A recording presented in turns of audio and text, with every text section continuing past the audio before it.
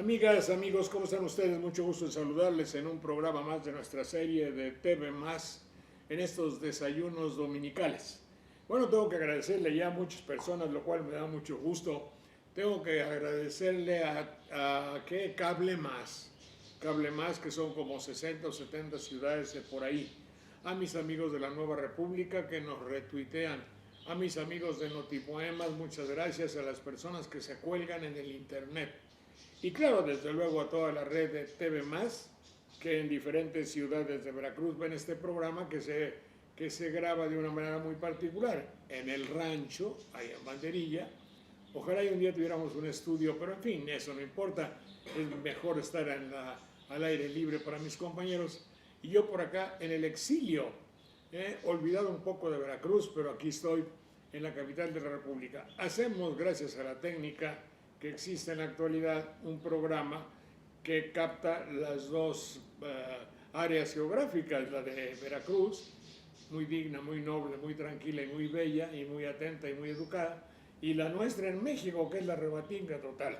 Bueno, saludo con mucho afecto a mi queridísima amiga Juanita Robles. ¿Cómo está usted, Juanita? Muy bien, don Jorge, para mí también es un placer saludarlo. Qué bueno, ¿la salud va bien? Muy bien, y espero Ah, que la de mire, usted también. ahí la llevamos con un poco de tosecita, pero ahí lo llevamos porque el clima aquí es muy cambiante también. Cuídese Gracias, mucho, don Jorge. gracias señora, muy amable. Clemente Landa, mi querido profesor de la preparatoria, ¿cómo te va? Muy bien, Jorge, y celebrando los 170 años de la prepa. Imagínate tú. Señor licenciado y filólogo, amigo y cantante en Veracruz, Manuel Munguía. Todo eso. Todo Buenos eso y días, ¿qué más. tal? ¿Cómo estás? Todo eso y más. Mi queridísimo Armando Ortiz, escritor y periodista temido. No andes dándome ese prestigio, vaya. No, pues ¿para qué? Pues el prestigio te lo das tú porque escribes. Bueno, mi querido magíster José Eliud, ¿cómo estás? Bene plus minus be, mediocriter. Salve, Gracias. care amiche. Eso se traduce por ahí, la llevamos. Gracias, mi queridísimo licenciado y profesor Daniel Méndez Vivanco. ¿Cómo te va, mi querido Daniel? Don Jorge, me da mucho gusto volverlo a saludar, así como también a su amable auditorio, ¿eh? Muchas gracias. Llegó la maestra Domínguez, todavía no, ¿verdad? Ya no llega, pero ahí viene. No debe de tardar la maestra emérita, directora del archivo y de la historia de Veracruz, tiene la llave de la historia de Veracruz. Estaba yo diciendo, el motivo principal de nuestro programa desde hace tantos años es el hecho de buscar la esencia, el conocimiento, el manejo, el buen manejo de nuestras maneras de comunicarnos por medio de la palabra. La palabra, evidentemente, como producto de un pensamiento. Pues si no piensas, no puedes traducir lo que piensas a lo que hablas. Luego hay que decirlo de una manera conveniente, cosa que a mí se me ha dificultado mucho. Y luego inclusive escribirlo, y luego sin faltas de ortografía, lo cual ya implica verdaderamente problemas un poquito ya más complejos. Pero en fin, esa era la esencia de nuestro programa Sopa de Letras. Pero ahora el tiempo cambió. Y hoy, hace ratito, me di cuenta de que estoy en un profundo error. Fíjense ustedes, y les voy a proponer que me digan qué diferencia hay. Ojalá pudiésemos encontrar uno de los comerciales de Fab, quizá en Jalapa. Mi queridísimo, ¿cómo se llama? González, el acordeonista. Pepe González. Pepe González tuviese un comercial, en el peor sentido de la palabra comercial, que se llamaba y decía: siga los tres movimientos de fa, Remoje, exprima y tienda.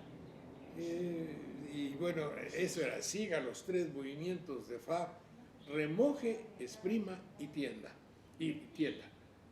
Todo el mundo sabía esos movimientos. Y era para anunciar el detergente reconocido como tal, que quién sabe si haya o ya ni haya. Y se acabó. Ven ustedes un comercial. Ese Fab ayúdenme a recordar, debe haber sido por el 60 o 65. Más o menos en esa época sí, todavía se oía con frecuencia. Claro, estaban las Tres Conchitas. Las Tres Conchitas eran quienes los grabamos con voces extraordinarias, ¿eh? Bueno, entonces, pero pues estoy loco, ¿o qué? ¿Por qué estoy hablando de la Real Academia del Arte de Hablar? ¿De los cuántos años lleva la Academia de la Real Academia Española? ¿170? ¿Cuántos? 300 años, 300. 300 años. Para conmemorar, para subrayar la importancia de una institución que norma los criterios, que nos dice cómo, que es la rectora de nuestro modus dicendi. ¿Dije bien, mi querido Eliud? Nuestro modo de decir, nuestro modo de hablar. Hicieron un comercial. Comercial, sí, así, un comercial, en el sentido más peyorativo e infame de la palabra comercial. Les ruego a ustedes que lo vean para ver si no sienten algo raro. Estamos hablando de la institución, nobilísima institución española, que nos ha dicho lo que está bien y lo que no está bien, cómo debemos corregir, qué se acepta y no en nuestro modo de hablar, no solo para España, sino para los que dependemos lingüísticamente y aprendimos el idioma español de ellos. Vean este comercial.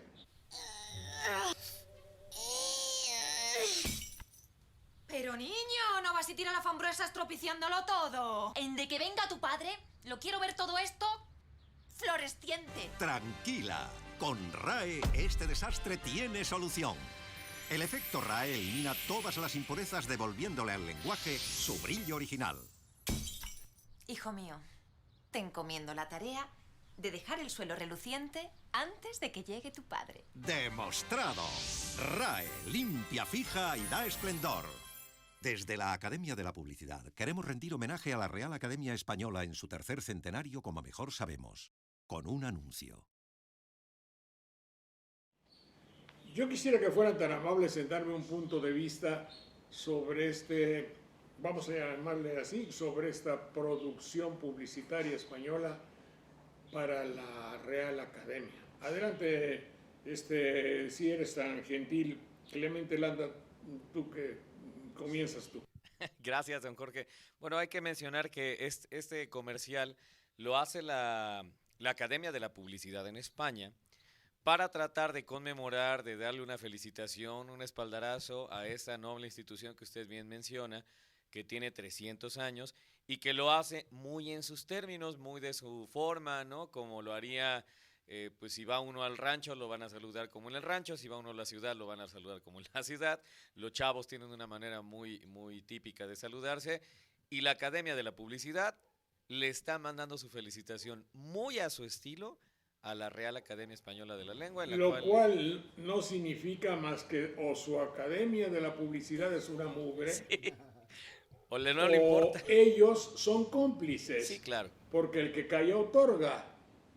Es decir, yo creo que, bueno, luego doy mi punto de vista. Adelante, Manuel.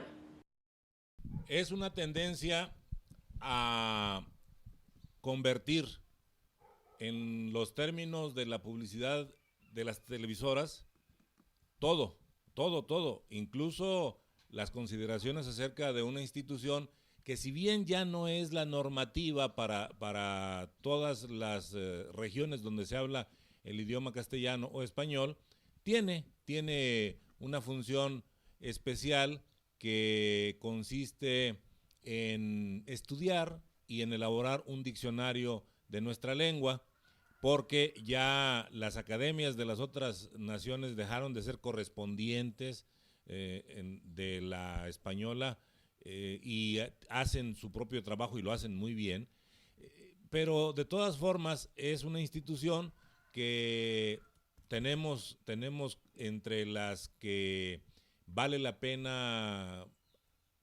conservar como referentes, como fuentes de información, de modo que aquí se nota que también en España, también en Europa, caen en el garlito de que vamos a hacerlo como si fuera un comercial, vamos a hacerlo como si estuviéramos anunciando.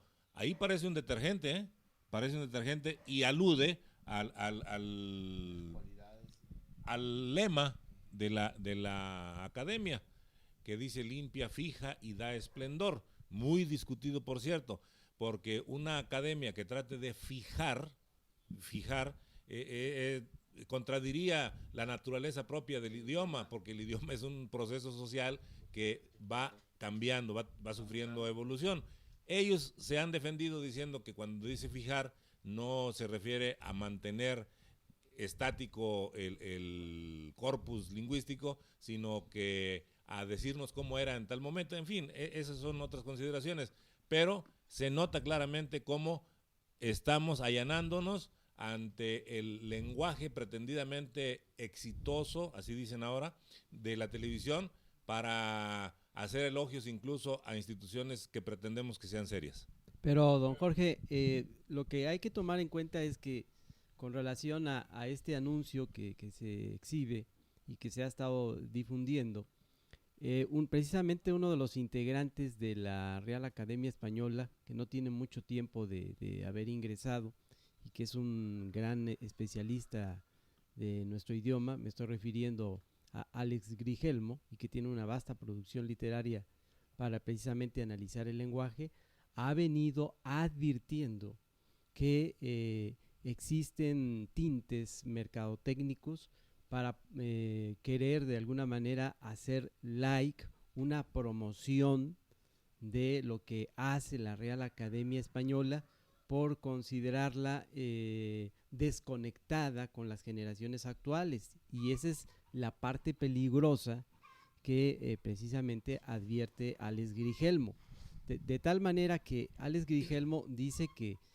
hoy por hoy las producciones que se sigan haciendo en materia de promoción sobre los trabajos de la Real Academia Española es a través de las corresponsalías, y ahí cita Alex Grigelmo pues el gran trabajo que hizo y que lamentablemente hace poco falleció, el que era representante de la Real Academia Española en nuestro país y que estuvo en varios de los programas de usted que hizo allá en México. Me estoy refiriendo a José Moreno de Alba. Esa es la advertencia que ha hecho Alex Grigelmo. Oye, Ahora, Jorge, perdón, Jorge. Aparte hay que ver el mensaje que se está mandando y a quién se está mandando el mensaje. Sí, puede parecer realmente censurable la forma como tratan una institución tan solemne como la Real Academia, pero el mensaje es para la gente que ve televisión. No es un mensaje dirigido a la academia, porque la academia ni siquiera creo que se los haya pedido. Es un favorcito que le están haciendo, digamos, entre comillas, con tal de que el público entienda que existe una academia de la lengua y que el propósito es ese: fijar, limpiar, fijar y dar esplendor. Y la gente en adelante va a entender que lo más parecido a una Real Academia pues es una caja de detergente. Y como bien mencionaste, Jorge, si Pepe González pues acudió a la música, toda la mercadotecnia alude precisamente a la repetición de una palabra o de una imagen, de una frase que sea pegajosa, ¿no? El eslogan que le llaman ellos. Estamos cayendo en lo que decía Manuel, la trivialización de la cultura, que todo se vuelva algo de chorcha o capaz de ser vendible. En lugar de hacer eventos o actos que sean simplemente culturales porque atraigan el interés de las personas que quieran ir, como decía Armando también, como esto vive en la televisión, tiene que allanarse a esta cultura, esta visión en la cual si no hay un joven gritando, inventando madres, si no tiene cuenta de Facebook o de Twitter, pues, faltó nada más que le pusieran ahí un like, una manita arriba, ¿no? Abajo para que ponle like que me gusta la RAE, parece que no existe, o en la mente ya no de los jóvenes nada más, de un colectivo que parece o quiere ser moderno.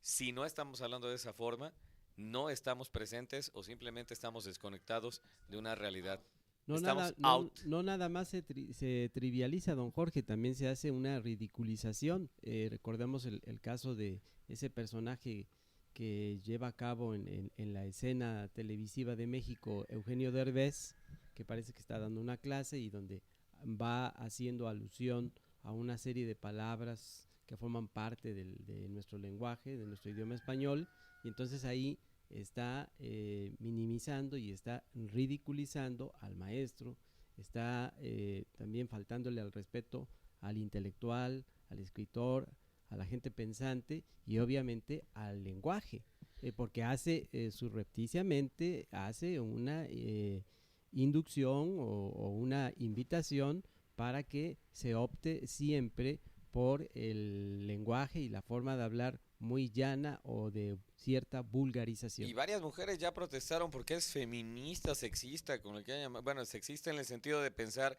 que la tarea de la limpieza es únicamente potestad de la mujer dentro del hogar. Obligación. Una obligación o que nada más lo pudieran hacer ellas, ¿no? No es así. Ya hay varias organizaciones en España que protestaron porque este comercial ya no se pase. Se parece un poco al que está conmemorando, me parece que el voto femenino, en el cual de repente hay una mujer hablando y le corta el lenguaje a la otra porque empieza a hablar encima de ella. Entonces estamos viendo una publicidad ya agresiva en la cual ya no se toca en el corazón para mentarle la madre a quien sea.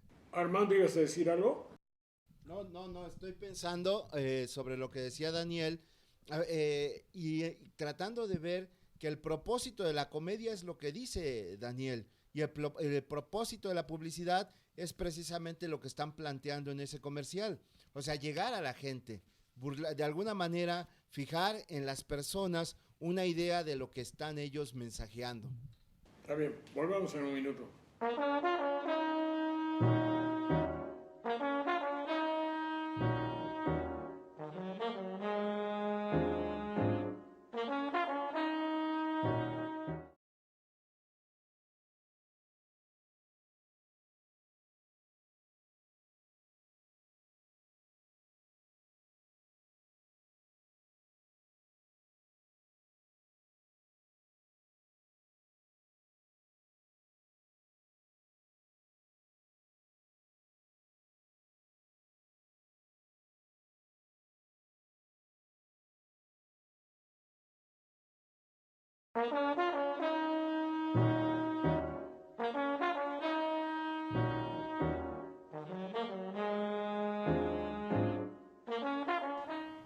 Yo me voy a permitir darles a ustedes un punto de vista que tiene quizá la validez del tiempo o de los muchísimos años pasados en la televisión. Yo me acuerdo que había la consigna de varias consignas. Una de ellas era: nosotros hacemos televisión para jodidos. El hecho de comparar la labor de una institución como la Real Academia Española con un detergente, paralelo a un detergente, con el mismo mecanismo publicitario, hay un ganón, digamos.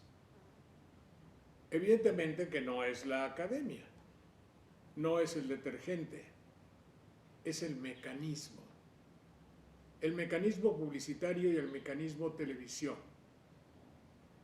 Es evidente que en países como el nuestro, y quizá, y por lo visto también en España, la rectoría de la cultura la lleva la televisión.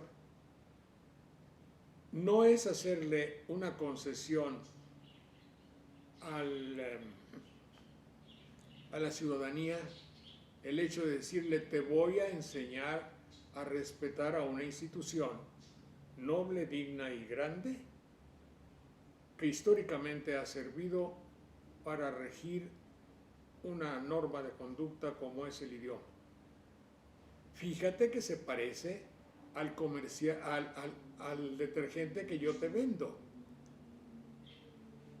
Y entonces saco mermelada, saco una actuación de telenovela, expongo un incidente chusco de la vida familiar y te digo que es igual a uno de mis productos. Yo soy la televisión.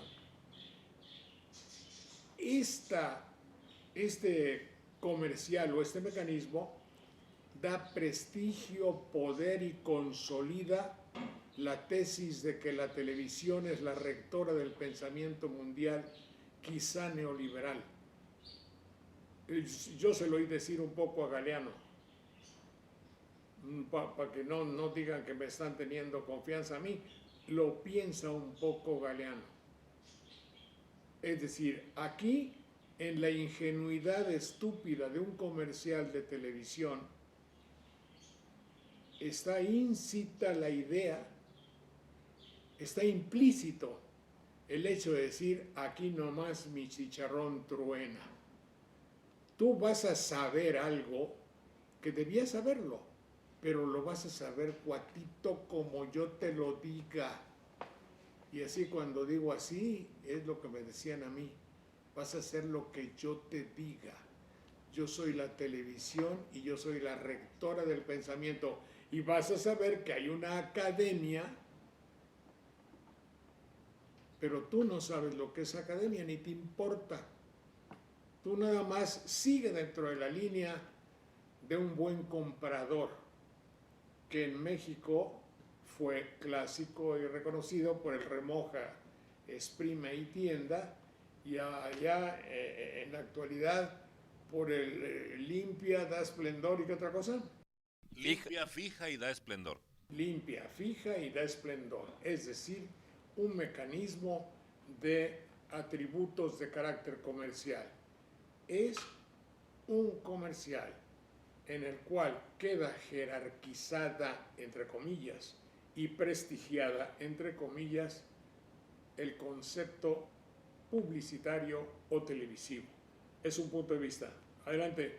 Sí, efectivamente, si la población conociera lo que hace la academia, que por cierto se llama Real Academia Española, no se llama de la lengua, aunque tenga entre sus principales funciones elaborar el diccionario de la lengua española. Las que son academias de la lengua son las de prácticamente todos los demás países hispanohablantes. Bueno, entonces, si hubiese un proceso educativo bien llevado, todos sabríamos que existe la academia en España y las academias de la lengua en otros países. No necesitaríamos que se creara un comercial para que nos dijese que limpia, fija, da esplendor y lo comparara con un detergente. Tampoco habría necesidad de que se arrogara en México la solidaridad de las personas e hiciera suyo el zócalo principal o el zócalo de la Ciudad de México para decir vengan y hasta le pusieron una frase publicitaria también para ayudar a los demás, porque el pueblo de México sin necesidad de eso lo hace. Es cierto, la televisión por desgracia se está apropiando de la vida del gran público que la sigue, abusando incluso de la buena voluntad de los que están en ese conglomerado. Jorge, también yo pienso que se desvía el fin principal de la expresión humana, ¿verdad? Y es decir, de la comunicación también, por supuesto, ¿no? Y domesticar en aras de ganar dinero, simplemente. Y ahora lo que se llama o se denomina la Real Academia, ¿no? Hay una frase latina que me viene aquí al caso, que dice, utrum bruta intelligant. Quiere decir, si acaso los brutos, bruto en latín quiere decir animal, ¿verdad? Entienden. Y de ahí también es domestico. Yo domestico a un perrito, a un pajarito, en fin, y lo pongo a mi servicio. Y si domestico a 90 millones o más de mexicanos, pues, ¿en aras de qué? En aras de que compren mis productos. Entonces estamos involucionando, como siempre lo he dicho, ¿verdad? Sí, señor. Mira, hay otra cosa. No se necesitaría pensar mucho para hacer un memento, ustedes me dicen luego si dije bien, un recordatorio, un homenaje, no me gusta la palabra, Pero en fin, el decirle, fíjate, oh pueblo de España, fijaos, pueblos de América Latina,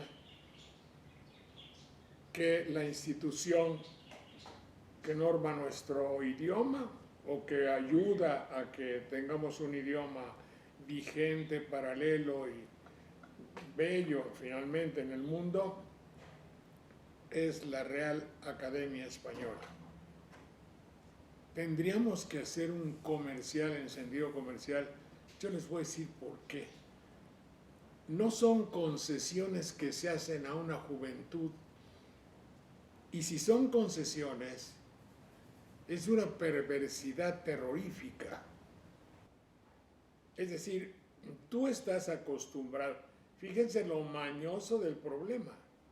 Va a pasar en la televisión. Va a pasar en un bloque de comerciales en el sentido peyorativo. En medio vamos a poner 1 minuto o 30 segundos, 1 minuto creo es verdad, 1 minuto para rendirle homenaje a la academia. Pero no vamos a lesionar el espíritu de lo anterior. Entonces pasa, ¿saben cómo? Inadvertido. Porque lo mismo voy a hablar del Corte Inglés, que del vino de tal lugar, que de la cerveza tal, del que visite Galicia, y luego fija y da esplendor, la misma jalada, la misma idea. ¿Para qué? Para no lesionar el espíritu de la televisión. ¿Quién es quien resulta consolidada ahí? La televisión. Si lo examinan bien los hombres de la RAE, esto les lesiona. Es un punto de vista.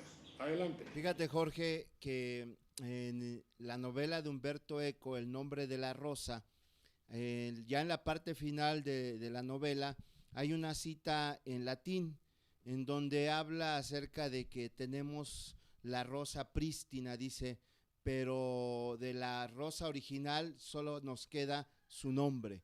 Y la explicación que se da a esta cita final, que en mucho tiempo era como un misterio literario, la tuvo que explicar Humberto Eco, donde decía que los conceptos, Jorge, se van desgastando con el tiempo, con el uso o con el uso indebido.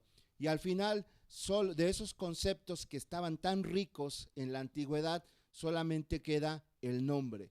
La academia, por ejemplo, cuando nosotros hablamos de academia en México, no lo relacionamos con la Academia Española, ni con la lengua, ni nada. Lo relacionamos, o la mayoría de la gente lo relaciona con un programa de televisión en el que salen cantantes de quinta, en donde hacen toda una gran promoción y ya para ellos eso es la academia. El problema radica en que el concepto se va desgastando y esto que hace la academia de la publicidad, lo que hace es seguir desgastando y desgastando estos conceptos que tenían una carga tan positiva y que terminan siendo solamente un mero producto de la televisión. Pero lo que hay que tomar en cuenta, don Jorge, es que esos conceptos que se van desgastando, como bien lo decía Armando, quien contribuye a que esos conceptos se vayan desgastando es precisamente la publicidad, el poder mediático y la manipulación que se ejerce por medio de la mercadotecnia. Yo recordé cuando usted hacía mención del autor de esa frase de que hago televisión o hacemos televisión para los jodidos. Existe un libro sobre su vida que lleva el nombre de él y luego tiene un apartado a donde dice biografía no autorizada, y hay en un momento determinado sobre una entrevista que se le hace al interior de ese libro, a donde este empresario televisivo contesta de la manera más cínica diciendo, pues a mí lo que me interesa es que podamos colocar los productos comerciales, por ejemplo, que la gente se lave las manos con Palmolive o que se cepille los dientes con Colgate, y si para colocar esos productos. Tenemos que hacer una serie de argucias utilizando todo lo que sea posible, es válido. Entonces ahí este señor, este empresario televisivo, recalca que lo que no es considerado útil, lo que no es importante, lo que no es considerado importante para colocar ese producto en el mercado, pierde su sentido de utilidad, y entonces está inaugurando ahí una actitud fundamentalista, dogmática, que lo tiene el mundo de la publicidad y la propia mercadotecnia. La tele. Fíjate que hay otra cosa que es concatenante, ¿dije bien? Sí, encadena a. Encadena muy bien con lo que estamos hablando. Yo decía el otro día que había aquí en México ya en algunas estaciones el defensor del auditorio. No sé si lo han visto. Sí, en el IMER, en el 11, en el 22. Sí. Hay defensor del auditorio. ¿Qué fuerza, qué vigencia puede tener alguien a sueldo de la estación que atiende las quejas del auditorio? Ninguna, porque hay principios fundamentales que lleva la estación, y si pertenece a un grupo ideológico o mercantil, vamos a ver, una estación de carácter cultural generalmente no tienen presupuesto. Pero si forma parte de un grupo cultural, generalmente todo lo demás vale gorro. Lo que impera, lo que importa, es el criterio del patrón, del propietario o de la institución gubernamental que la dirige. ¿Qué objeto tiene ese taparle el ojo al macho con un defensor de la audiencia? Yo los he oído en algunas circunstancias, algo que dice, corre videotape, hacer que dice, no voy yo a quedar así, que dice, sí, ¿verdad? Un aire, que dice, qué barbaridad, protesto, terrible. ¿Ya se dieron cuenta qué fondos musicales tiene tal telenovela? Terribles, abominables, hay que quitarlos. ¿Esa es una crítica? No, es una distracción. Cuando le estoy diciendo cosas que parecen serias y que no son más que utilizables, desechables y por ende inútiles. Otro, 5 jóvenes extraordinarios, no les entiendo ni madre. Sí, es el fin de semana, yo me doy unas divertidas en las interacciones requeridas en los depauperados, siguiendo con el proyecto vocacional de los metapoderes, y que de la madre no se les entiende nada. Pero ya tiene la televisora un espacio de oposición. Ya tiene la televisora un espacio de crítica o de autocrítica. ¿Sirvió de algo? No. Ítem más, que quiere decir aún hay más. Vamos a hacer un programa de las palabras con espectadores que vienen a aplaudir. ¡Ah, qué bonito programa! No, qué bruto, sí. ¿Sobre qué es? Sobre cultura general y las palabras también. ¡Ah, qué bien! Y entonces, sí, qué chido. Entonces yo te pregunto a ti, chido, ¿viste tú la utilización del verbo chidar o chido en la filosofía de Goethe? Y a ti te pregunto, oye, ¿ya oíste la última sinfonía de Schoenberg? Oye, ¿no te ha llegado el último disco de Jacques Le Sieux en la Salle Pleyel? Y puta la gente, ay, y ahora te vamos a regalar el Cuarteto de Alejandría, y ahora te vamos a regalar tal libro, y el último premio de la paz y la madre y media. ¿En qué aumentó el público un poquitito así a su cultura? En nada. Porque la finalidad de un programa así, aunque se convierta en espectáculo en la provincia mexicana que todo aplaude, dije así, dije bien o me retracto. No, ya dije. Ya no. también el DF. Te retratas. Aunque se convierta en un espectáculo, lo que quiere ese programa es que nosotros nos demos cuenta de lo que saben, no de que aprendamos juntos. Porque Arrigo, Pancho Liguori, el mismo Manuel ahí presente y todos sus compañeros y amigos míos, nos gustaba o aprender o intercambiar lo que cada uno sabía por el simple gusto de conocer cosas que deberíamos, según nosotros, saber. Hay un pequeño matiz y diferencia. Esos programas están hechos para taparle el ojo al macho sin que usted, televidente, crezca un ápice, un poquitito así, en lo que sabe. Ya dije y luego vengo.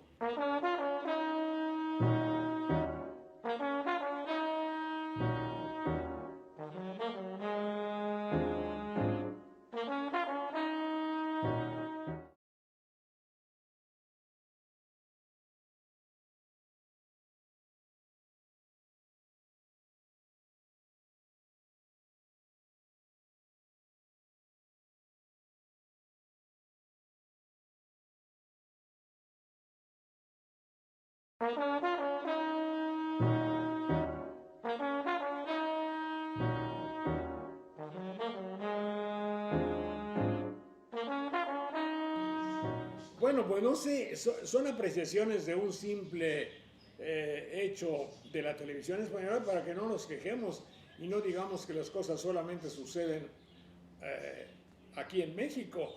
Yo creo que si no he visto a ningún amigo español, pero yo creo que le debe dar mucha vergüenza que haya manifestaciones de carácter publicitario televisivo de esa manera en España.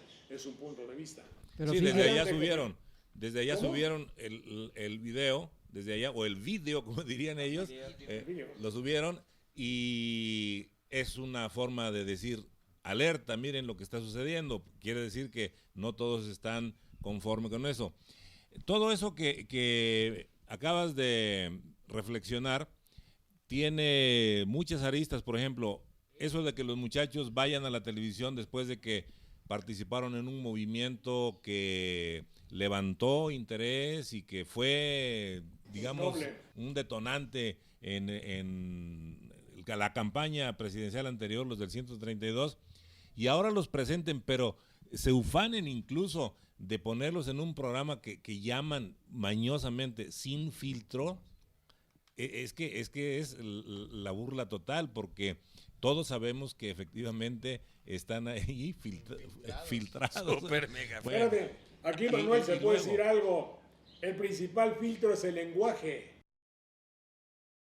Sí. Sí, si hablan así, ese filtro, que no es filtro, es una tapadera.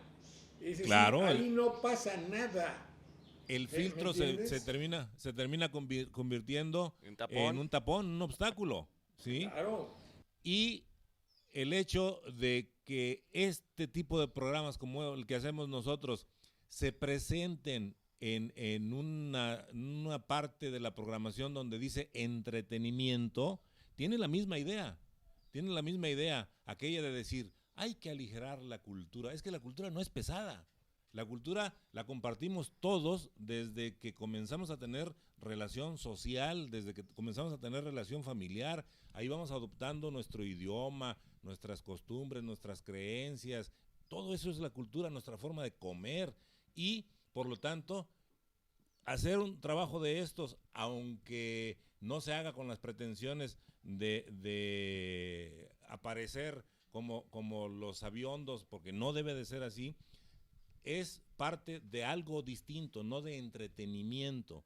Entonces, cuando hablamos de esto, hay muchas personas que nos preguntan, bueno, y es que si ustedes trabajan en un programa de televisión, ¿Por qué están criticando también? Porque tenemos cuando menos un perdido propósito de autocrítica para que esto algún día pueda mejorar. Es que las cosas también han venido en demérito, don Jorge, porque yo recuerdo cuando las tantas veces que usted ha dicho y lo dice bien de que todo tiempo pasado fue mejor, recuerdo precisamente cómo hay ejemplos que podemos traer a colación sobre lo que estamos analizando, lo que estamos hablando en estos momentos, de que en materia de comerciales, de publicidad, para colocar un producto en el mercado, recuerdo que la época dorada de la televisión que a usted le tocó vivir, porque usted es pionero de la televisión mexicana, como los locutores de aquella época eran personas, en su gran mayoría, que tenían la posesión de un conocimiento general, de una cultura general. Y entonces viene a mi mente figuras como la de Humberto G. Tamayo, que usted se acordará, don Jorge, y cada vez que intervenía para promocionar un producto, daba cátedra de un manejo elegante de nuestro lenguaje, de nuestro idioma español. Eso es lo que se ha perdido. Acaba de pasar en Jalapa, Jorge, lo que se llama el High Festival, y llama la atención que la mayoría de los espectáculos que tuvo buen auditorio fue de cuando se presentó algún autor de alguna que tiene cierto, digamos, prestigio televisivo. Incluso el programa de la Divina Palabra, ¿cómo se llama? También la Dichosa Palabra, es que ellos la hacen divina. La Dichosa también se presentó. Lo que llama, y hay que darles a entender a las autoridades, es que las personas que van a ese tipo de espectáculo son las que no leen un libro, son las que no leen. ¿Por qué? Porque los que leemos, por ejemplo, a los autores que en algún momento llegan, no tenemos necesidad de andarlos buscando, o sea, no son actores de Hollywood, ni ganas tenemos de tomarnos la foto con ellos. Los amamos porque los leemos o los repudiamos porque los hemos leído. Entonces no hay como estar en una mesa sentado junto a Borges, sentado con Chekhov, sentado con Poe, y no tenemos necesidad de que si en algún momento resucitan, tengamos que ir a buscarlos porque hemos estado conviviendo con ellos durante mucho tiempo. Y te pongo el ejemplo, hace poco en el taller de la Quinta de las Rosas que llevo, que por cierto todos los jueves de 5 a 7 tenemos en la Quinta de las Rosas un taller para adultos mayores al que están invitados todas las personas, se me ocurrió un día, como decía Manuel, pues hacer algo más ligero, dar lecturas más ligeras, y se me ocurrió leer de repente a Perrault. Leí a Perrault y me lo reclamaron mis talleristas, porque están acostumbrados a una lectura de muy buen nivel. Terminé pidiendo disculpas y leyendo Bartleby de Melville y Memorias de Adriano de Marguerite Yourcenar, porque ellos se han ido cultivando en los 4 años que llevamos en este taller y han aprendido que no se debe de aligerar la cultura, no se debe de buscar una cultura light, sino que nosotros debemos de prepararnos para avanzar culturalmente.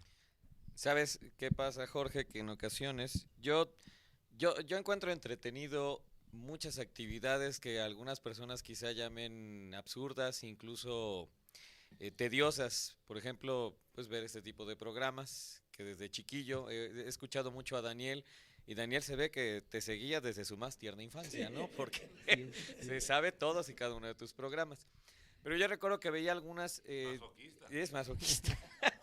Pero había algunos programas y yo viví con mi abuela de pequeño, y mi abuela a veces ponía Radio Teocelo, ponía algunas otras estaciones de radio, en ocasiones hacía, pues a ella le gustaba mucho también cantar, y cantaba con guitarra mi abuela, ¿no? Entonces, pues, quizá no sabía muchas canciones, pero sabía un acorde.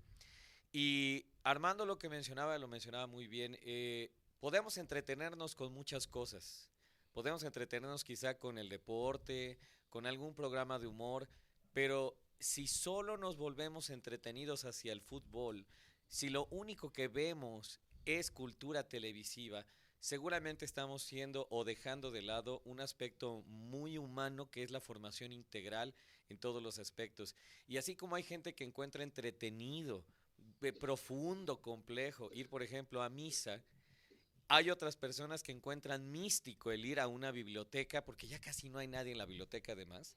Ya es un lugar casi solitario en donde espantan, Qué pero que quien lamentable, va, qué lamentable que quien ocurra llega eso. a ir, encuentra cosas muy bellas. El cine, que también es un arte que para muchos fascina.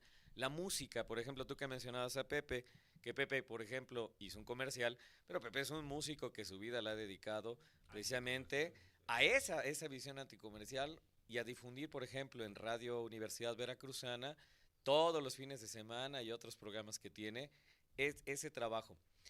¿Qué pasa con los chicos que les gusta la música? Creen que saben tocar guitarra porque utilizan Guitar Hero. ¿Qué pasa con un joven que quiere leer? Cree que sabe leer, como dijo Armando hace un momento, porque descargó un libro en su iPad, en su iPad, y se lo descarga resumido. Porque dice, ¿para qué leo 1000 páginas cuando ya sé que me lo están dando en 50 y sé qué va a pasar? Estamos llegando a la minimización del hombre precisamente por el medio. Pensar que las cosas son tan fáciles que no requieren el mínimo esfuerzo de lograrlas. Aprender un instrumento, bueno, el que se dedica a la música, es un camino de vida. Es una carrera. Que quizá no sea una carrera tan de libros, tan académica, pero es una vida llena y plena de cultura, ¿eh? A ver, yo quisiera comentar algo acerca de una frase que tuvo Manuel, Sí. en el que, porque me atañe de una manera personal, y pido, exijo y demando derecho de réplica.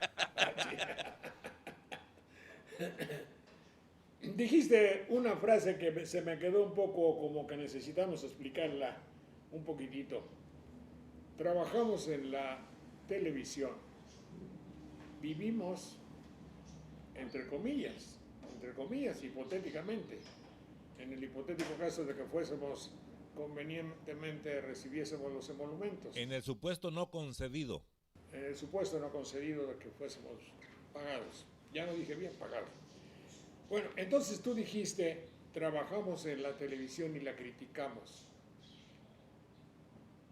Entonces quiere decir que cuando hablo por teléfono y tengo un lenguaje procaz y hablo mal, oye, al telefonear siempre te puede estar el teléfono, tú dices, estás hablando mal del teléfono. Nosotros, es mi tesis, no hacemos televisión. Yo me ponía a pensar cuando empezaron mis programas de La Voz Viva, que era poesía, y toda aquella runfla de programas que hacíamos en el canal 13 del Juicio de los Niños. Y por eso quizá sea yo grosero, prepotente o desgraciado, y muchas veces no tomo muy en cuenta las cámaras. Como de buenas a primeras no llego y digo, buenos días, señor teléfono. ¿Cómo le va a usted, señor teléfono? ¿Cómo ha estado, señor teléfono? Coño, no. Para mí es un incidente.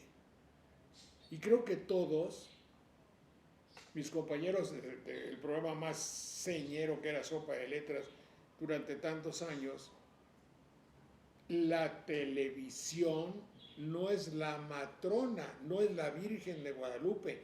En eso se ha convertido. La televisión es un implemento mecánico que detecta, refleja, dice y lleva a un grupo de auditores como el conducto, como el oleoducto, como el vector. ¿Cómo chica va? Sí. Palabra que significa el oleoducto, lleva lo que nosotros ¿qué? Pensamos y decimos. Y perdón por la vanidad. Si pensamos tonterías, eso va. Si pensamos trivialidades, porque así nos dijo el patrón, eso vamos a darle al pueblo.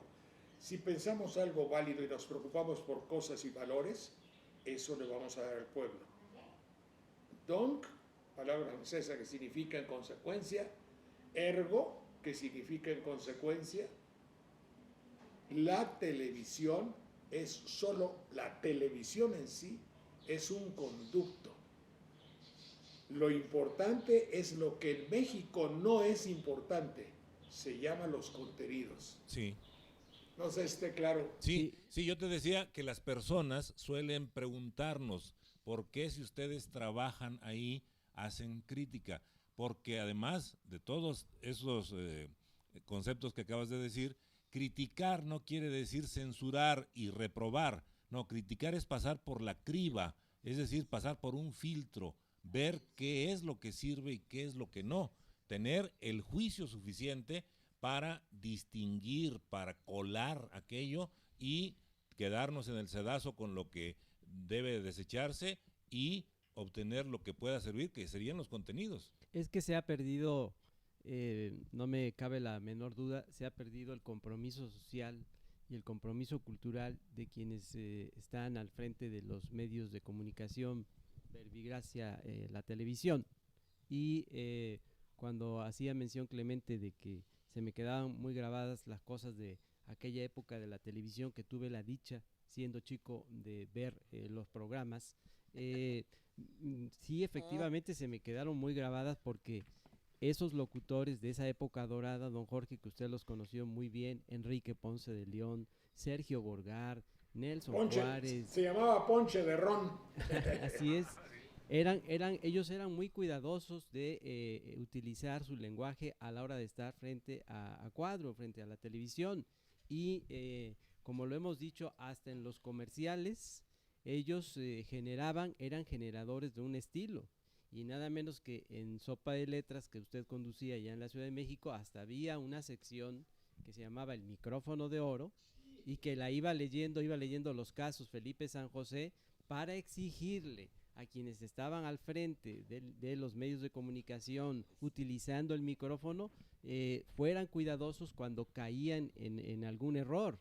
La creatividad también se ha ido perdiendo. Recordemos aquel programa de El Club del Hogar, donde se hacía alusión de los anticomerciales, y tanto Madaleno como Daniel Pérez Alcaraz manifestaban esa creatividad que se podía poner en práctica incluso hasta para el manejo y el uso de los comerciales. La tremenda corte. Si se acuerda de tanto, a mí se me hace que no estaba tan chiquito. Sí, Volvemos en un minuto, por favor.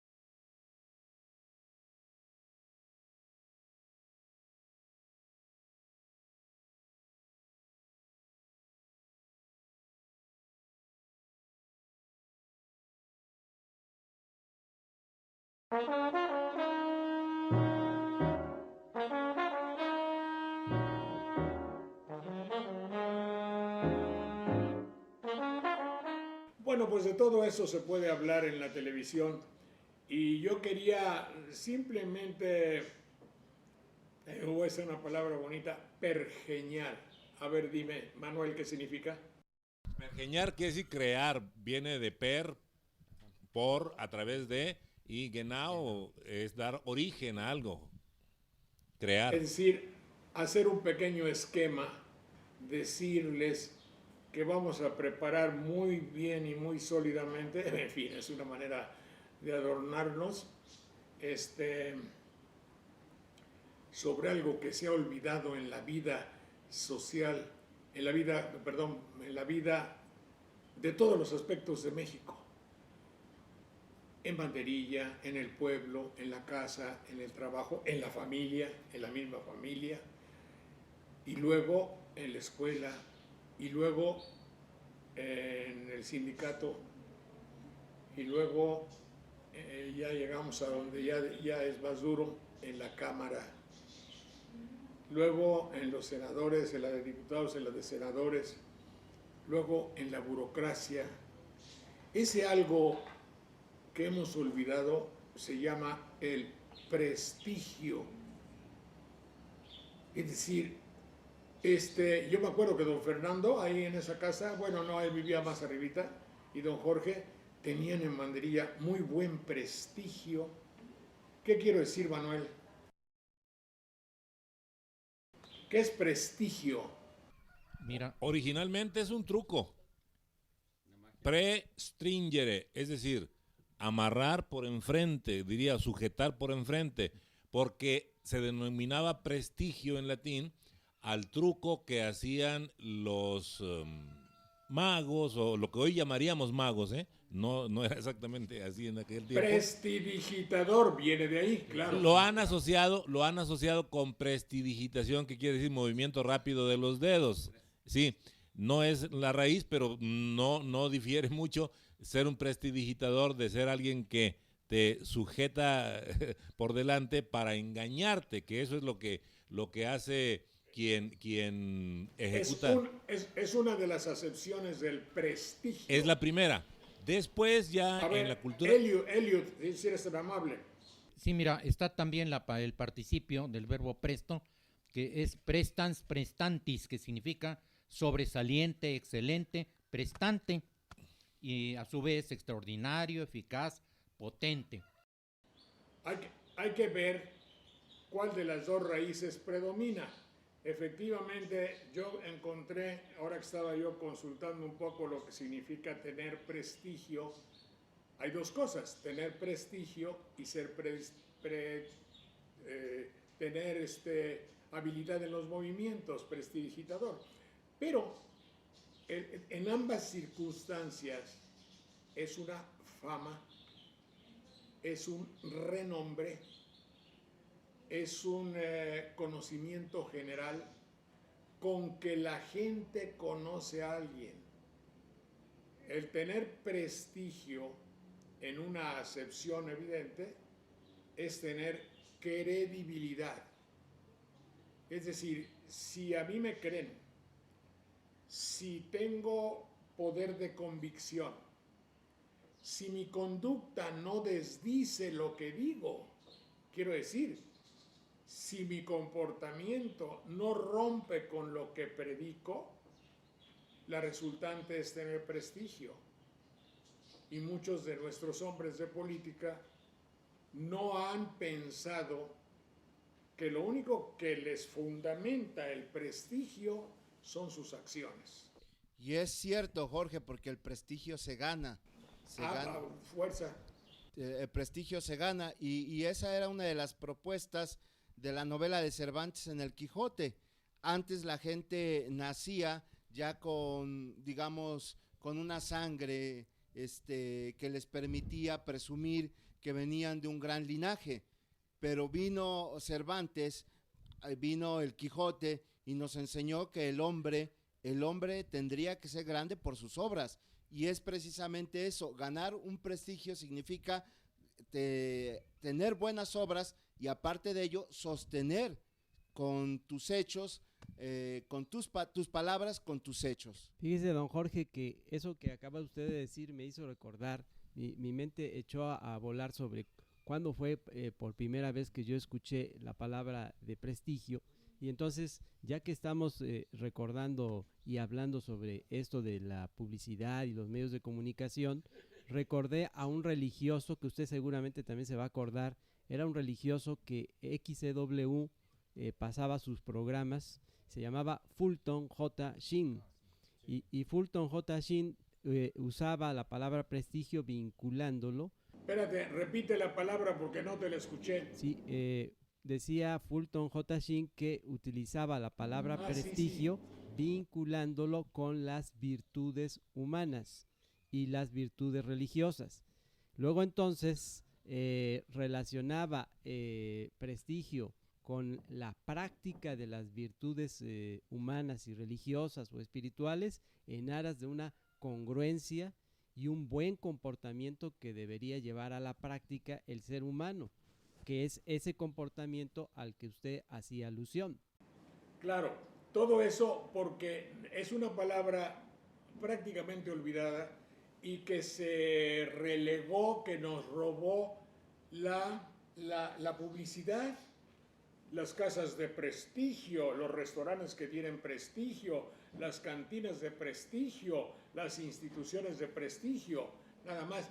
Ya prácticamente a un hombre, a un funcionario, no se le aplica prestigio, porque el prestigio es muy endeble. 50 comerciales en tiempo triple A me dan un prestigio, aunque no lo tenga. Entonces sí conviene a la definición de Manuel. Es una manera que yo utilizo para engañar. Pero hay un prestigio interior nacido de las obras. Lo dice la Biblia, ustedes la han leído. Por sus obras los conoceréis. Pero Sí, fíjese, Tú sí, conoces efectivamente. tus obras, ¿eh? fíjese Sí. que, si me permites, Manuel, fíjese que hasta dónde se ha distorsionado tanto esto, que yo recuerdo que en alguna ocasión una amistad montó un salón social allá en México cuando yo estudiaba el posgrado, y entonces le dije, oye, qué curioso, porque veo que le pusiste Prestige, y ¿por qué le pusiste ese nombre, ese título al negocio? Dice, porque date cuenta que está en zona B&P. Caray.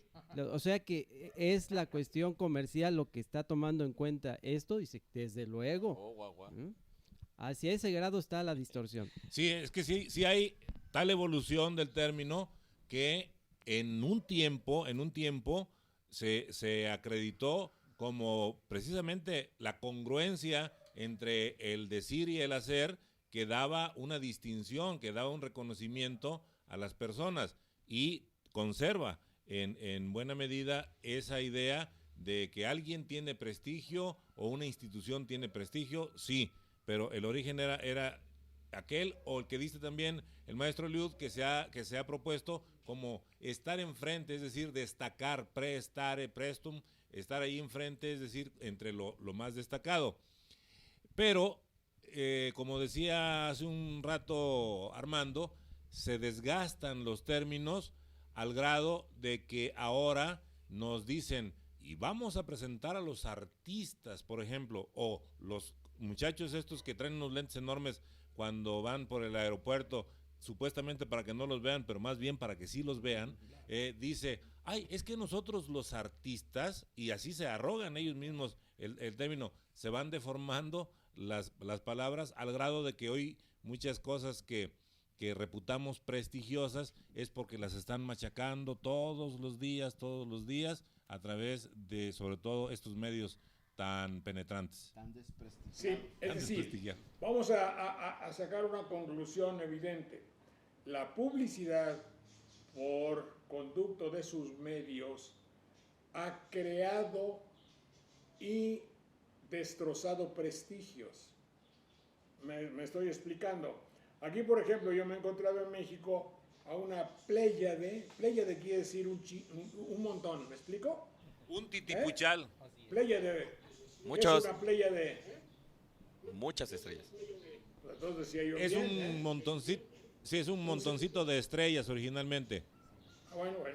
Me he encontrado un CHINGO de artistas que están en su casa. Los oyes tocar el violín, la guitarra, cantar, y dices, ¿dónde trabajas? No trabajo. ¿Por qué? No tiene prestigio. ¿Por qué? Porque no le han hecho un prestigio. No es estrictamente que esté desprestigiado, o si se quiere, no tiene el prestigio necesario para convertirse en un valor comercial. Es muy complejo, es muy terrible. En cambio, si lo presenta un programa de la academia o la madre o lo que sea de esos, va a tener trabajo. Me dice uno de estas personas ya viejo, y descubrimos que tiene todas sus posibilidades de hace 40 años. Y hace 40 años comenzó con nosotros. Y ayer me dice, oye, gracias. Digo, no, hombre, gracias a ti que vienes aquí. No es estrictamente un sueldo como tú merecerías, pero en fin, gracias. Dice, no, gracias a ti porque ya van 2 veces que me lanzas. Cuando tenía yo 20 años y ahora que tengo 60 o 70. me lanzas otra vez. ¿Se dan cuenta de lo que significa el hecho de hacer una carrera?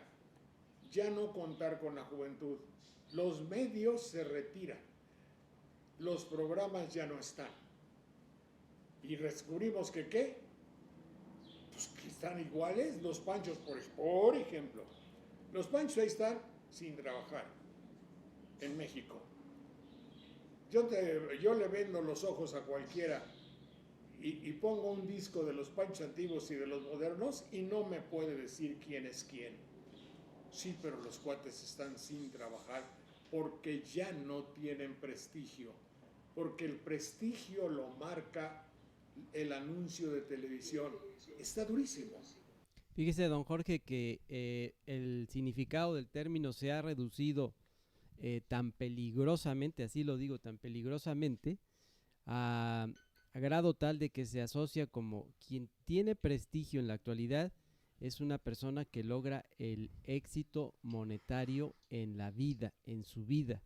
Y entonces a mí que me toca en mi desempeño profesional tratar asuntos de orientación vocacional, observo con preocupación cómo la tendencia cada vez más en la orientación vocacional es inducir a los jóvenes, a los estudiantes preuniversitarios que están previos a elegir la carrera, inducirlos hacia carreras que tengan prestigio, pero en razón del éxito monetario.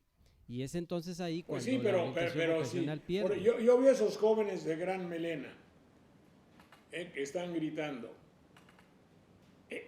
Ahorita tienen 22 años, pero cuando tengan 40, 45, tengan barriga, su hermosa melenota se ponga blanca, su rostro engorde o como yo las arrugas y ya la papada y toda la madre, es un sufrir, debe ser un sufrir. Y ese Juanita, es el argumento a ver, Juanita, ¿ya llegó Juanita? Sí, Aquí está. No me he Juanita, ido, por don favor. Jorge. Aquí he estado esperando. Ay, qué pena, Juanita. Recuérdenos usted las palabras antiguas que casi han caído en desuso y vamos a decírselas desde aquí a la Real Academia que fija, pule y da prestigio. Adelante. Bueno, guedeja. Ah, la guedeja, uy. Sí. Ese está en mi casa. Es un mechón, es un cabello crecido, ¿no? Así se le decía a la cabellera larga, a los rizos quizá, aunque también a la melena del león. Viene de vid, fíjate.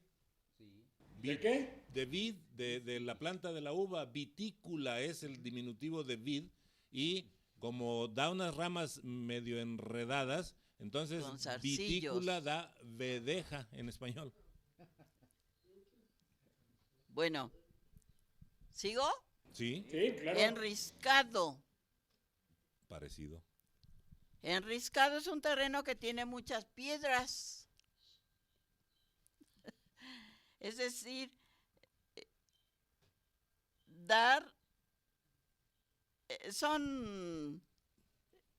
es una forma que también se aplica a los sombreros, sobre todo el sombrero de palma, el sombrero ranchero, al que se le hacían unas partes un tanto hondas para que se acomodara bien elegante a la cabeza del charro, sobre todo. Pero de todos los señores que usan este tipo de Viene de risco, ¿verdad? sombrero. Sí, sí, Así risco. es. Así que se le enrollaba para arriba y hacia adentro y le daba una forma, una presencia, una personalidad importante al caballero que lo usa.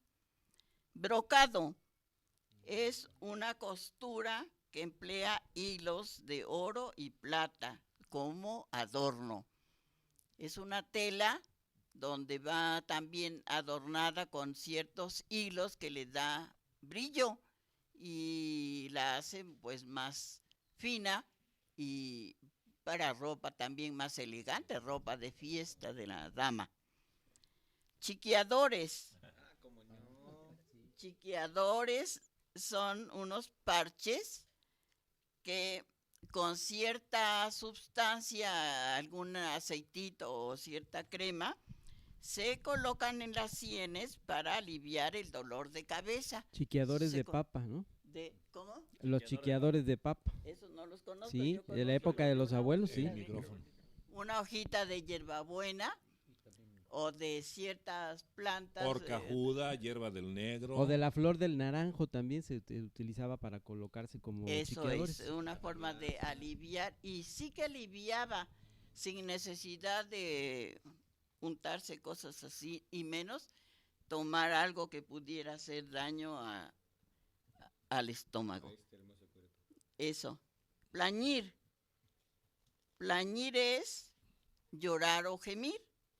Plañideras, esas existían hace tiempo, eran unas mujeres que ellas mismas habían escogido esa actividad cuando ya no tenían mucho que hacer, se alquilaban para ir a llorar, a mostrar mucho sentimiento y expresaban queja, llanto y demás a la familia, o donde estaba reunida la familia alrededor del féretro del ser amado. ¿Se acuerda, También don eso era, Jorge, en cierto modo, que así era. Dickens tiene un cuento que se llama Historia de Navidad, y al final, cuando está en la Navidad futura, está el grupo de plañideras porque no va nadie a ver Ebenezer Scrooge? Es la porra del velorio, como dice. No Sí. me acuerdo. Bueno, Sí, la porra del velorio. desfogar. Desfogar es bien claro que es dar salida al fuego, o dar rienda suelta a la pasión también, cuando hay algún sentimiento que quizá dice uno vulgarmente o con palabras sencillas, esa pasión lo enloquece o me enloquece. Si es uno sincero, también puede ser. Bueno, entonces es desfogar cuando se hace patente eso.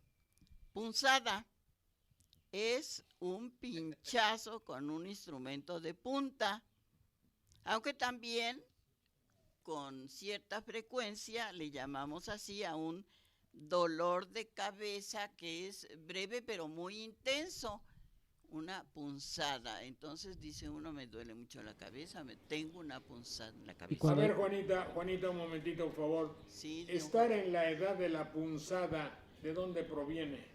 De esa expresión también, ahí se aplica en forma figurada, porque las jovencitas, las adolescentes, pues son difíciles ¿cómo se diría? La familia se encuentra frente a algo que es muy difícil de soportar incluso a veces, porque las chicas pues tienen sus puntadas, tienen sus cosas, sus afanes, y cuando la familia quisiera que nada más tuvieran enfrente el libro para estarlo estudiando. Pero también los chicos, no nada más las muchachas. No quise Yo pensé decir que nada porque más algo les mujeres. punzaba por dentro. Eso es, así es. Más bien eso. ¿Alguna otra? Así es, sí, don Jorge. Descocado es una persona que actúa con demasiada desenvoltura, que ni pregunta, ni espera, ni nada, sino que actúa en forma rápida. Encandilado es una persona que se supone que está deslumbrado por el candil. El candil era un aparato que se usaba para dar luz, ya una vez que oscurecía, que se ocultaba el sol, y se encendía el famoso candil. De ahí, Juanita, candil de la calle, oscuridad de su casa. Ah, sí, ese es un proverbio también muy simpático que todavía se sigue usando. Bueno, es una persona entonces ilusionada por algo que se imagina más bien, no porque le hayan dicho ni le hayan asegurado cosas muy interesantes, sino que la misma persona se hace esa ilusión. Por eso se dice que está deslumbrado, está encandilado. Cuchichear, Juanita. cuchichear es Cuchichear. hablar en voz baja, susurrar, como a veces suelen hacerlo tanto hombres como mujeres, don Jorge, porque luego nada más se dice que las viejas somos las Las que no mujeres, cuchichear. Bueno, Gracias, las Juanita, jóvenes, está muy pues, amable. Cuchichear y que no quiere decir cuchi. Bueno, pues muchas gracias, jóvenes, son ustedes muy amables.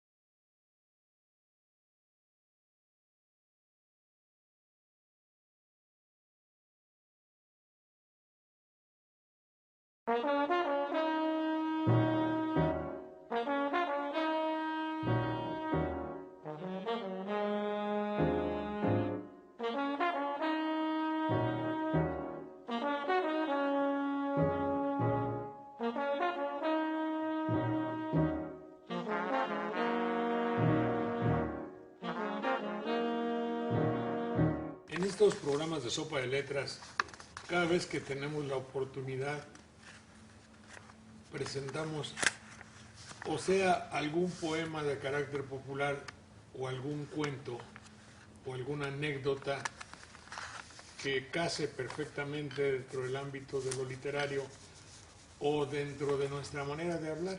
No hay más que decirlo que nuestra tierra, nuestros hombres, iba yo a decir rancheros, pero por lo menos de nuestros pueblos, se manejan mucho, se comunican mucho por el cuento.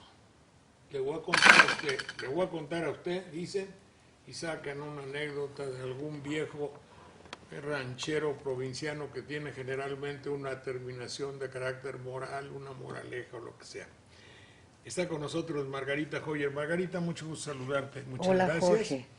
Especialista en literatura, en cuentos, en fábulas, en aforismos y en poesía popular, cosa que nos gusta mucho en Veracruz. Magnífico. Está también con nosotros el escritor Roberto Andrade Echauri. Fue maestro de la universidad por 35 años, hombre de micrófonos también. Se ha dedicado a escribir cuentos y eventualmente los dice ante los micrófonos. Y miren ustedes qué hermosa colección de cuentos tiene. Digo, de libros de cuentos.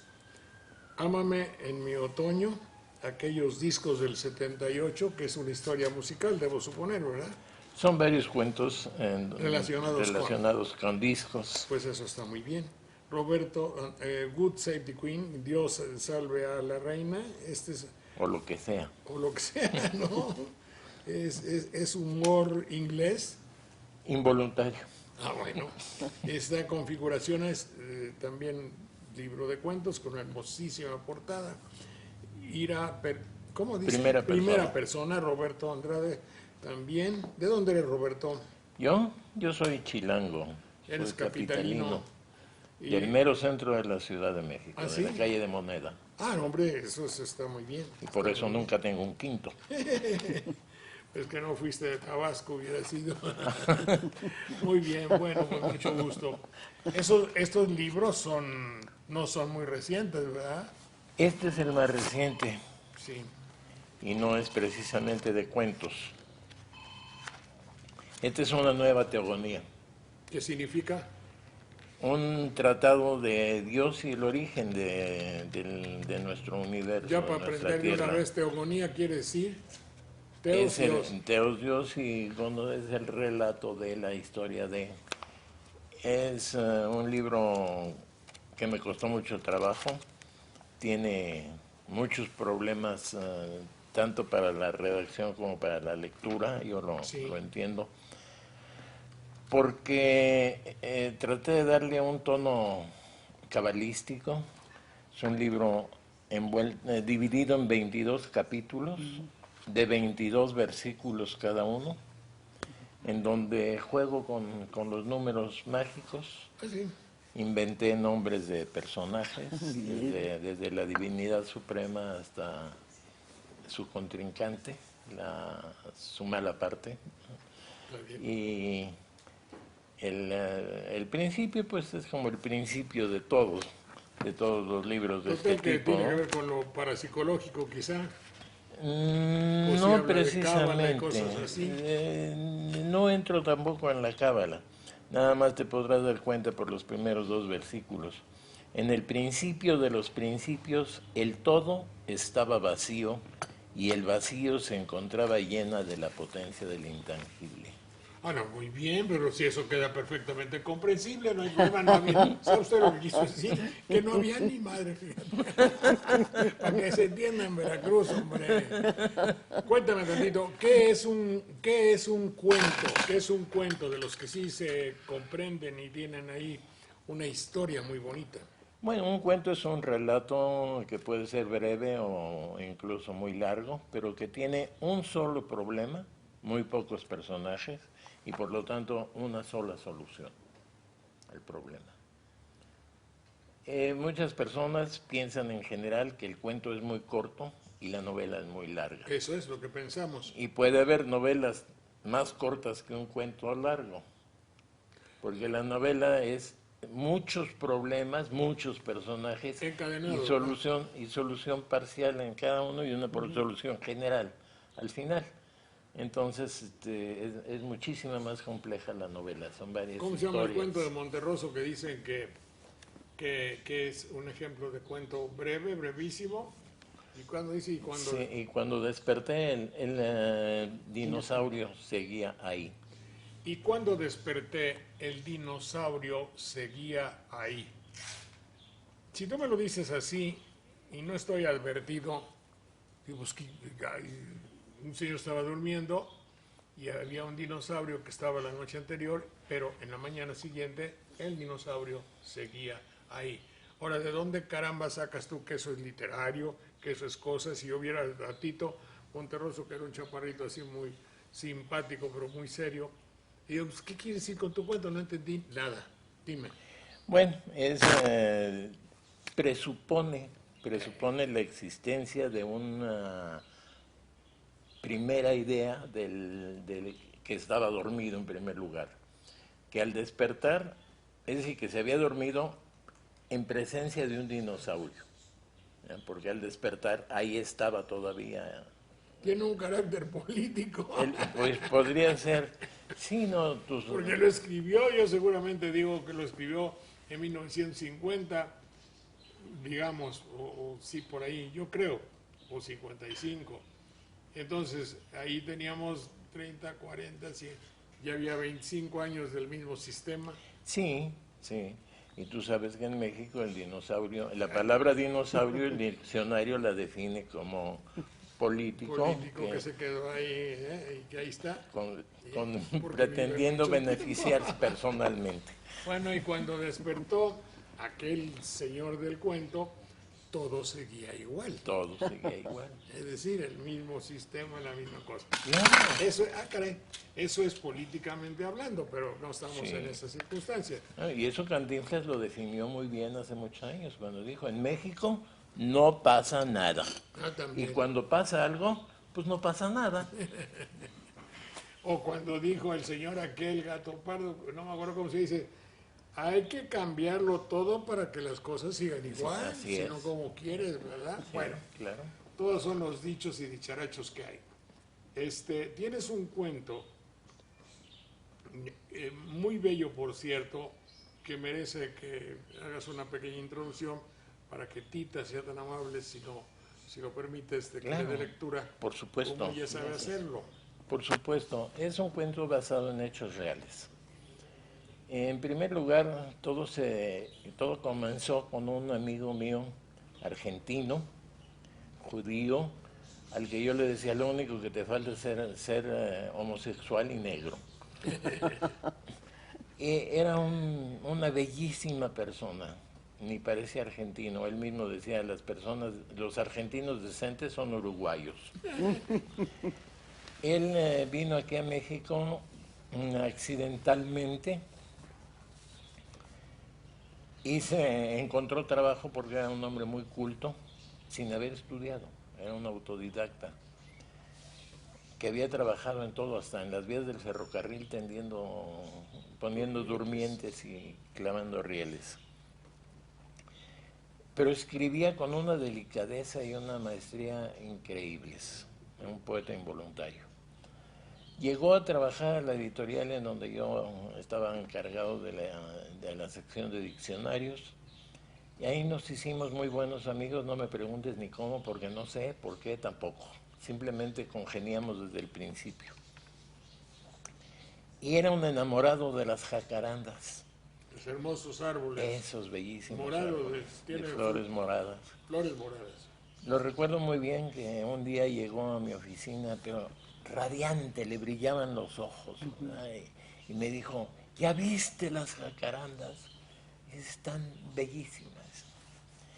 Y eso me tocó muy fuerte, porque cuando compré la casa de ustedes, me llevé a una jacaranda que había sembrado mi tía. Y era una matita así de menos de 30 centímetros. Ella, ¿no? No, y ella, esa planta fue el origen del cuento. Por eso. Para que, como en las telenovelas, cuéntame hasta ahí. Y adelante. El bueno, pues con permiso. De las jacarandas. Adelante. Este cuento tiene el título de Mimosifolia, que quiere decir este amor a los árboles. Para mi hijo Luis, a quien me une algo más que el amor. Hace una o más eternidades tuve un amigo, poeta involuntario, cuya existencia había sido una tragedia constante.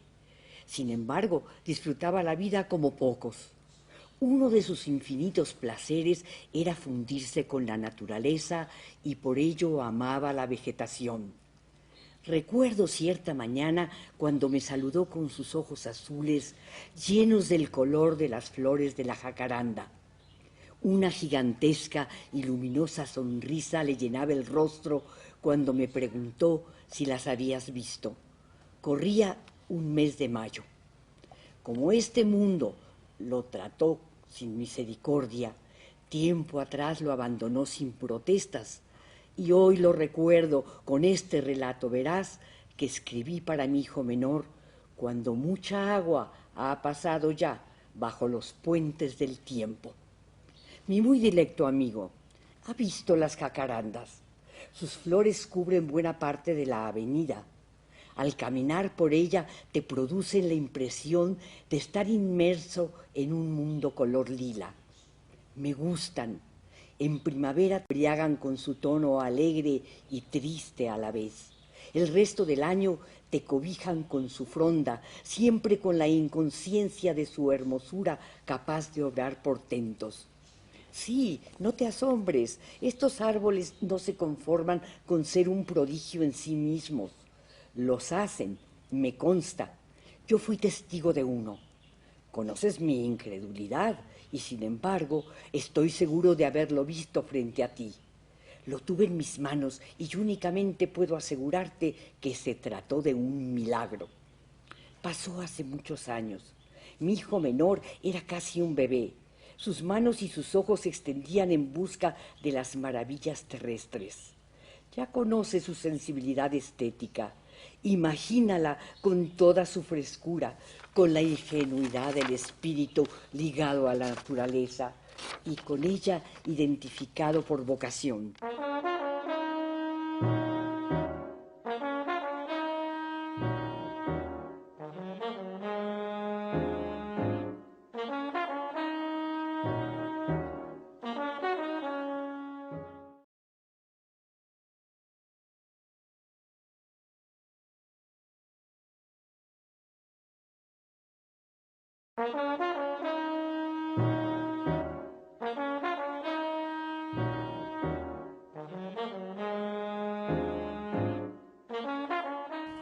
El balcón de su recámara fue la puerta al universo de las esencias. A través de él, un gorrión venía a conversar diariamente con el niño soñador, con el niño unido a la realidad inseparable, como la pesantez a la materia. Desde ahí, él contemplaba el jardinillo, se llenaba los sentidos con las flores, los aromas, el canto de los árboles, la miel. Desde su mirador permanecía absorto tratando de inundar sus ojos con el diminuto universo extendido a sus pies. En el centro del pradito se erguía orgullosa una jacaranda. Allí había crecido desde su llegada, cuando apenas levantaba una cuarta sobre el suelo. Sus ramitas eran entonces una sinfonía en verdes. Con la modestia propia de una belleza cósmica, apuntaba sus retoños anunciando un arranque de vida, un principio destinado a crecer casi sin límites. Y así la planta se fue elevando. Su tronco se robusteció, se cubrió con una corteza delicada y pudorosa. Con su café ceniciento trataba de disimular el verde tierno, pero sus ramas se extendían cada vez más y más. Su follaje daba la sombra al césped y matizaba el blanco de la fachada. Poco a poco invadió el espacio, acercándose al balcón. Muchas veces, cuando yo regresaba de trabajar, al escuchar una voz acallada, subía y encontraba a mi hijo en franco coloquio con la jacaranda. No sé qué tantas palabras le dirigía e ignoro el significado de sus expresiones. Entonces comprendí por qué el hombre deificó a los árboles. Sí, su edad puede medirse por siglos y por ello son eternos. Nos regalan sus sombras, sus flores, sus frutos, aunque no se los pidamos. Escuchan nuestras quejas, llantos y dolores, festejan con nosotros las alegrías, suben al cielo y nos acercan a él, se cargan de nidos y de trinos, se parecen a los dioses naturales del hombre sencillo. Así llegó el día, el momento de rebasar la altura del balcón. Ahora pájaros y árbol hablaban con el niño y sus diálogos eran demasiado íntimos. Nunca entendí el significado de aquellos balbuceos, ni el murmullo verde de las hojas, ni el trino alado. Eran dominios exclusivos de los seres puros, a donde los profanos tenemos vedado el acceso. Durante el invierno, la jacaranda comenzó a perder su fronda. Al llegar la primavera, unas tiernas yemas brotaron con timidez, mientras las raíces se extendían amenazadoras bajo el suelo. Fue entonces cuando afloró en mí la contradicción del espíritu práctico, y sin medir el alcance de mis palabras, lancé el exabrupto: voy a cortar el árbol. No da flores, solo hace basura y un día nos tirará a la casa. Los ojos de mi hijo parecieron extenderse y ocupar todo el espacio de la sala. Con paso vacilante, el niño vino a pararse frente a mí. Sus labios temblaban. No supe si de angustia o por la ira. Me inclinó a pensar en lo primero, pues el candor puede dar cabida a la indignación, pero rechazar la cólera. No, papá, no lo cortes, ya verás cómo pronto va a florecer.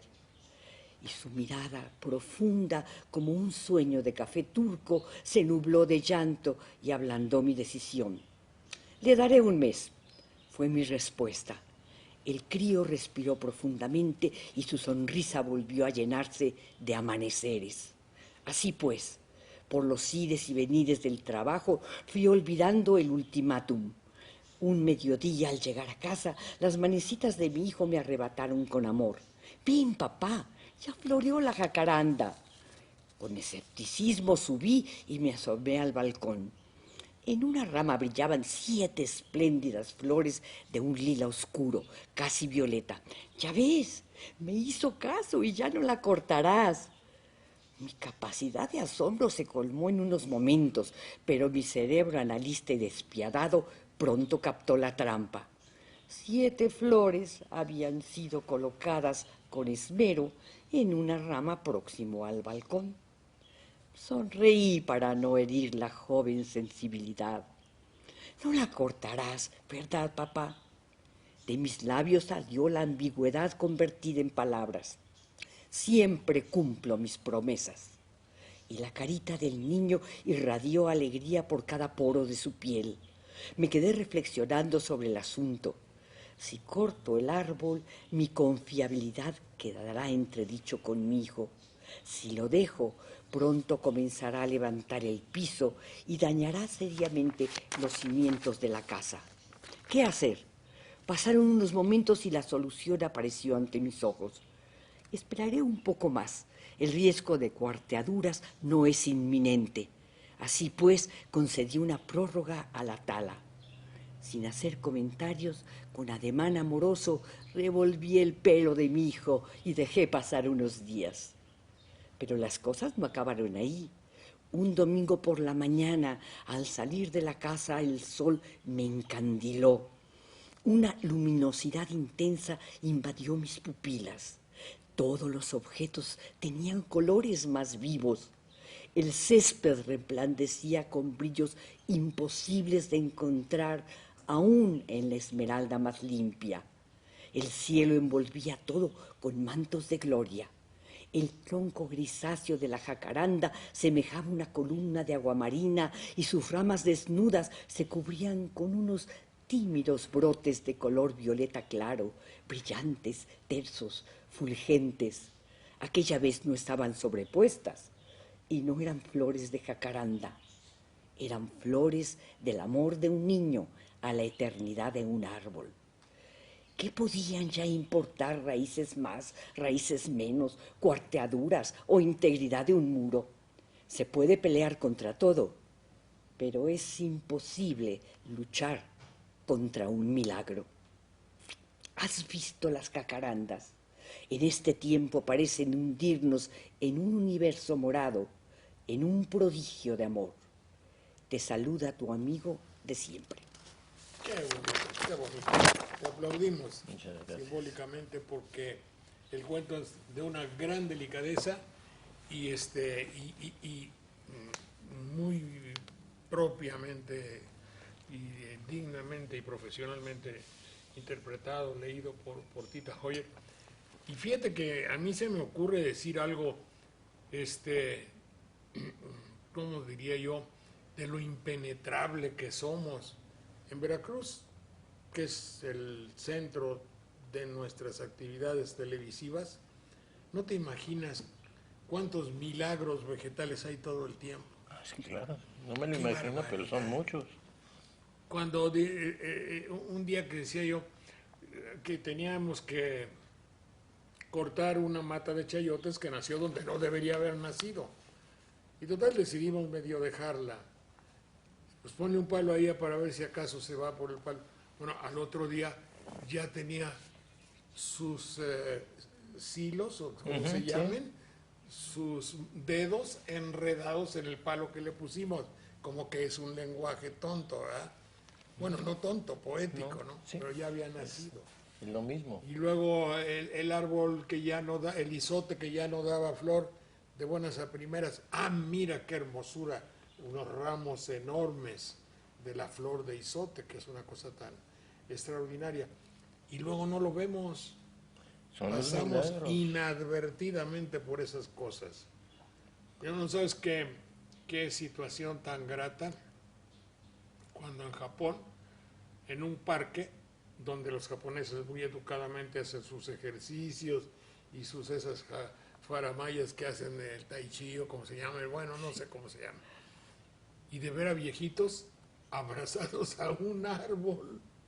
Y un día que hago la prueba, se siente algo se siente el hecho de abrazar un encino centenario, bueno, de 100 años, de 80 años, y que le des un abrazo. No sé, como que hay algo que te corresponde ese abrazo. Por eso me gustó tanto tu cuento, y por eso le digo a mis amigos de Coatepec, de Jico, de Teocelo, cuyo paisaje es bellísimo, de Jalapa mismo, toda la Huasteca veracruzana, donde llega nuestro programa, que no sean sordos a la voz de la naturaleza.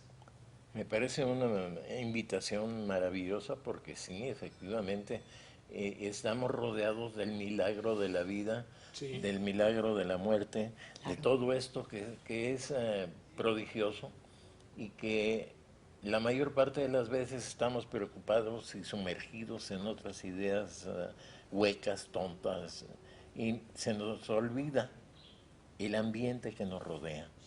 Y eso es, a mi manera de ver, un pecado mortal. Porque el mundo, el universo, el cosmos en general, merece atención, respeto, amor, cuidado, atención, saber que está ahí, sentirnos parte de él, porque somos una parte de él. Todo lo que va en contra de eso es, a mi manera de ver, indebido. Hay otro ángulo también para los niños, imagínate. Yo creo que como atavismo, como costumbre, como parte de nosotros, uno es depredador, y desde los famosos resorteras, en Veracruz les dicen charpes. Bueno, pues un conejo, una ardilla, un pájaro, no sé, la costumbre era de matarlo, y no precisamente ya para comer, sino por cierta tendencia. Creo que eso tendría que desaparecer. Creo que ya un animal del campo es para admirarlo, para verlo y para quererlo y para que goce de libertad. Claro. Pero pienso que es mucho menos. Todavía cuando yo era niño había clubes de cazadores y no era precisamente por hambre. Todavía ahora, el otro día en un programa de televisión que venía de Monterrey, allá donde se entregó la ciudad a nuestro Señor Jesucristo, según su alcaldesa que le entregó la ciudad a nuestro Señor Jesucristo, veo en la televisión una enramada, una voz que dice, tírale arriba de la espaldilla, se hace la cámara para atrás y veo una niña de 7 años y medio, dijeron, con una especie de rifle de dardos, pero de rifle muy elaborado. El papá también con un rifle. Dice, tírale a la espaldilla, arriba de la espaldilla, se oye el disparo. ¡Bravo, bravo, bravo! Ya cobraste tu primera pieza, hijita. Madre, bien para acá. Madre era la esposa. Celebraron entre los tres. ¿Qué había matado la niña? Un hermosísimo ciervo de 80 o 90 kilos, de 7 u 8 puntas, y la niña no sabía dónde estaba. Al ver la confusión que debe sentir de privar de la vida a un bellísimo animal ante la alegría, euforia del empresario regiomontano y su esposa. Imagínate de darle a una niña esa sensación. Barbarie. Barbarie, ¿verdad? Sí, ni más ni menos.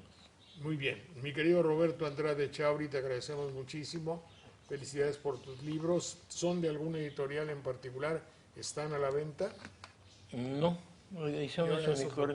Ediciones Unicornio soy yo.